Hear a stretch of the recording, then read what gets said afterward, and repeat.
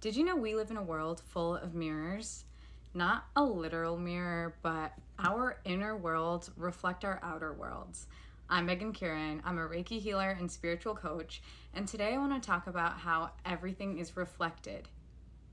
Now, you may not know what I mean, but start to think about how you feel on the inside and how it makes you feel on the outside and the things that you see. Everything is a reflection.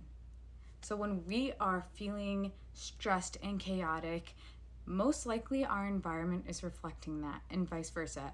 If our environment is chaotic, we feel chaotic on the inside. Have you ever had a dirty room with clothes all over the place? Things were just messy, you haven't cleaned in a while, you just needed to clean some counters in the bathroom, and honestly, you just felt icky inside? That's because your environment reflects within you. Have you ever had that urge to just clean everything and then afterwards you feel amazing? That's because the same reason, everything is a reflection. Now that's a simple example, but let's think about if someone's ever triggered you. I'm sure at some point in your life, someone has said something and you had a reaction that didn't feel good about it. For example, if someone makes a comment on your hair and says, "Oh, is your hair a little shorter than normal?" or "That color looks interesting on you." That may trigger you to panic and be like, "Oh my gosh, is my hair too short? Does it not look good enough?" And it's really just your own feelings being reflected back to you. So the reason why you feel triggered is because you have some sort of insecurity about that. This is not an easy concept because we are constantly having triggers in this world, and it's just mirrors reflecting back to us what we need to work on. It's reflecting back to us our shadows.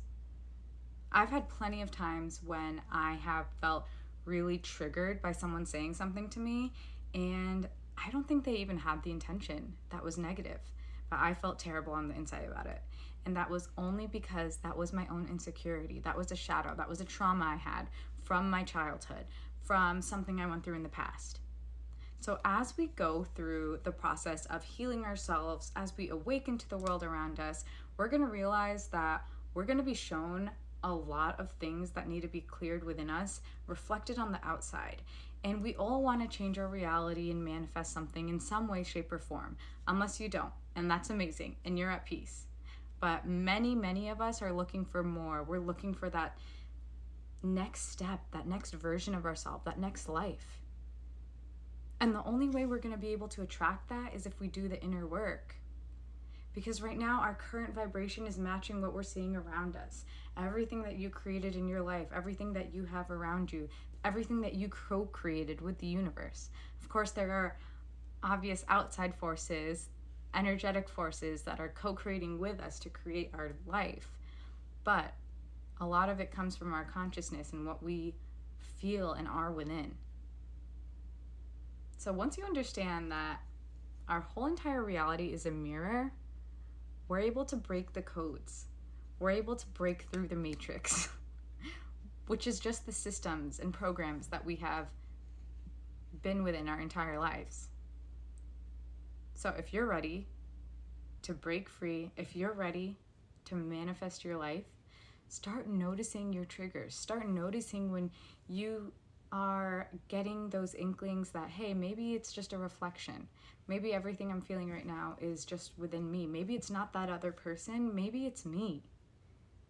And obviously there's people that don't have good intentions, but in general, a lot of things that we feel triggered by are because of things that we need to clear within ourselves, things that we need to heal within ourselves. And that can be resolved in a number of ways, and it's different for everyone, right? We could begin a journaling practice, meditation practice, exercise practice, moving our body. Any way to activate some sort of mindfulness practice is really going to help us on our healing journey, help us dig into those traumas.